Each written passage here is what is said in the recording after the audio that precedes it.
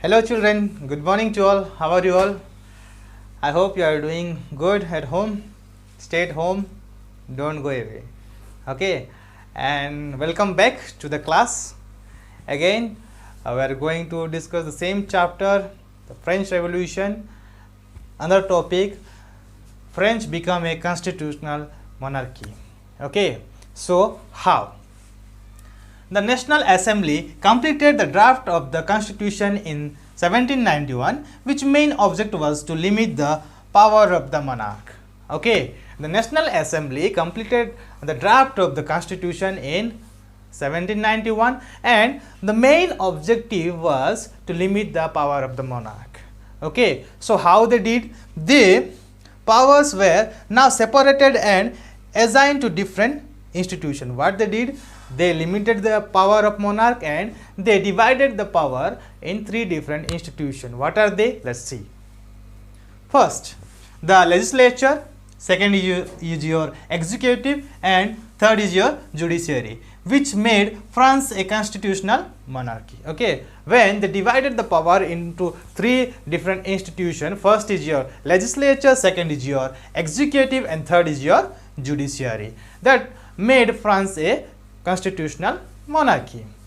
The Constitution of 1791 gave up the power of making laws in the hand of National Assembly, which was indirectly elected. What happened? The Constitution of 1791 that gave power to the National Assembly to make laws. How? By the indirectly elected representative or people. Okay, so how they got elected? Let's see. The National Assembly was elected by a group of electors which were chosen by active citizens. What happened? How they were elected? The members of the National Assembly, a group of electors, by a group of electors which were chosen by active persons, active citizens. Okay, now you may be asked, who were the active citizens at that time? Now see. Active citizens comprise on only men above 25 years of age who pay taxes equal to at least 3 days of labor wages. Who will become the active citizen? The men, only men who were above 25 years and those who were paying taxes, equal taxes, at least 3 days of a labor wages. They were called as active citizen. Now, the remaining men and women, all women were classed as passive citizen, had no voting rights. So, those who were active citizens, they were having one right, that is voting right, but the remaining people, the men and women, they were called passive citizens and they were not having the voting rights. Now, France Constitution at that time, what was written in that Constitution? We will see now. Okay, so the first thing, the Constitution began with a declaration of the right of man and citizen. The Constitution was started or began with the declaration of rights of man and citizens. Okay, what all the rights they were having at that moment or that time? Let's see. Rights such as right to life. First right they were having, like right to life. They were having the right to live a life. Second is freedom of speech. What is that? Second is freedom of speech. The people were having the freedom to speak anytime, anywhere. Okay, then freedom of opinion. Opinion in the sense they can put their words, they can share their thoughts, their what they are thinking at that moment. They can speak with anyone. They can deliver their opinion in any place. Okay, that is called freedom of opinion. Then equality before law.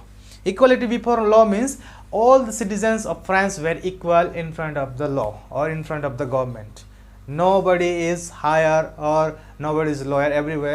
Everyone was equal in front of the government. And next, were given to each human beings by birth and could not be taken away. The rights which were given to the human beings by birth and could not be taken away, as it was happening in earlier time in France.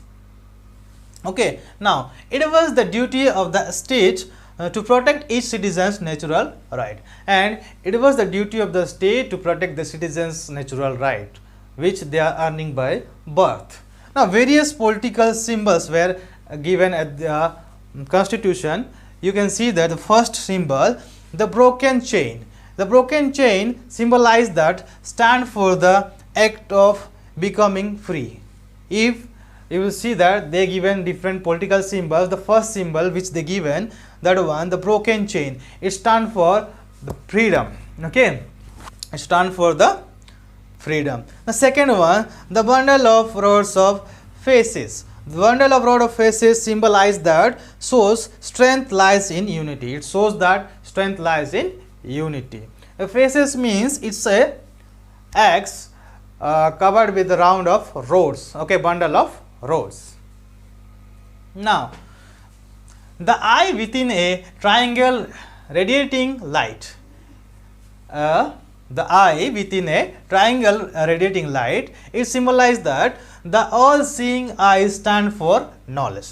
The all-seeing eye stand for the knowledge. Now, then next is your scepter. Scepter means it is the punishment given by the royal people or symbol of royal power. Okay. Now, snakes beating its tail to form a ring.